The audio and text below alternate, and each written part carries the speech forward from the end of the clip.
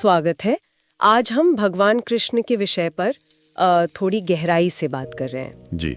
हमारे पास जो स्रोत सामग्री है वो कुछ बुनियादी लेकिन दिलचस्प सवाल उठाती है, जैसे कृष्ण आखिर हैं कौन? क्या वो वाकई इस दुनिया में थे या उनकी कहानी का कोई गहरा मतलब है? बिल्कुल। तो चलिए इन स्रोतों के जरिए कृष्ण की कहानी के अलग अलग पहलुओं को समझने की कोशिश करते हैं, धार्मिक, ऐतिहासिक और हाँ, दार्शनिक भी। जरूर। ठीक है। कृष्ण की कहानी वैसे तो बहुत लोग जानते हैं, पर इसमें कई परतें हैं, है ना? हाँ, बिल्कुल। तो सबसे पहले धार्मिक नजरिए से देखें, स्रोत उन्हें कैसे प्रस्तुत करते हैं? स्रोत के बताते हैं कि हिंदू परंपरा में कृष्ण को भगवान विष्णु का 8वां अवतार माना जाता है। 8वां अवतार? हाँ, और खास तौर पर वैष्णव समुदाय के लिए वे सर्वोच्च ईश्वर हैं, परमेश्वर। अच्छा। वे महाभारत के बिल्कुल केंद्र में हैं और खासकर भगवत गीता में। गीता तो बहुत अहम है। जी, बहुत। वहाँ वे अर्जुन के मित्र हैं, उनके सारथी हैं और सबसे बढ़कर उनके दार्शनिक गुरु। उनका जीवन हमें महाभारत, हरिवंश, भागवत पुराण जैसे कई ग्रंथों में मिलता है।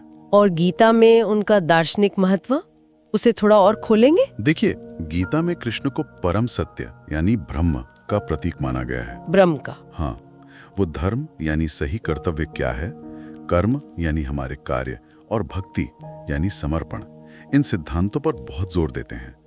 अर्जुन से उनका संवाद असल में हर इंसान के लिए एक तरह का मार्गदर्शन है। ये दिलचस्प है। लेकिन फिर वो बड़ा सवाल आता है, क्या कृष्ण कोई ऐतिहासिक व्यक्ति थे? मतलब इतिहास की किताबों वाले व्यक्ति? हाँ, ये एक बहुत बड़ा और जटिल सवाल है। स्रोत क्या कहते हैं इस बारे में? स्रोत काफी हद तक साफ करते हैं कि देखिए, आधुनिक इतिहास के जो मानक हैं, हाँ, जैसे सबूत, प्रमाण, बिल्कुल, उस हिसाब से कोई ऐसा ठोस पुरातात्विक या लिखित सबूत नहीं है जो बिल्कुल निर्णायक हो। हाँ, द्वारका शहर के पानी के नीचे कुछ अवशेष मिले हैं। हाँ, मैंने सुना है उसके बारे में। जी, और उन्हें कृष्ण से जोड़ा जाता है। लेकिन उन खोजों की जो व्याख्या है उस पर विद्वानों में काफी मतभेद हैं। वो निष्कर्ष कह सकते हैं विवादास्पद हैं।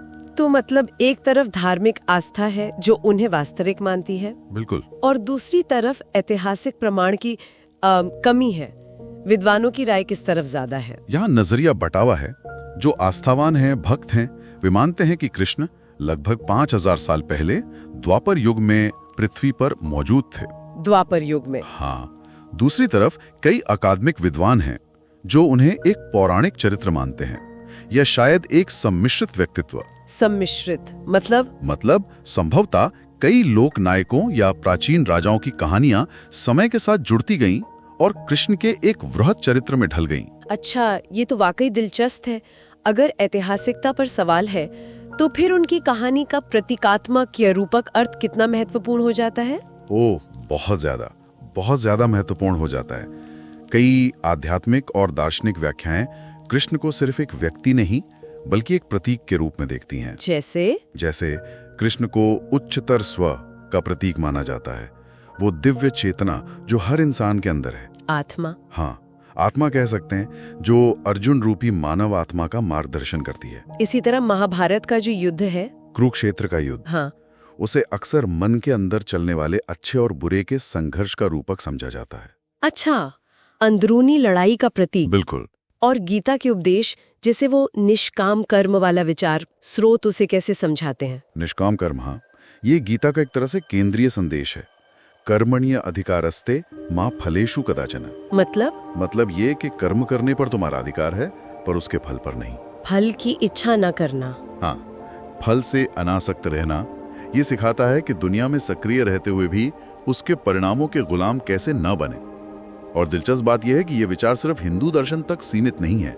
अच्छा, और कहाँ मिलता है ये? इसकी गूंज हमें प्राचीन यूनानी स्टोइकवाद में मिलती है, बौद्ध धर्म में मिलती है, यहाँ तक कि आधुनिक अस्तित्ववाद में भी इसके समानांतर विचार हैं।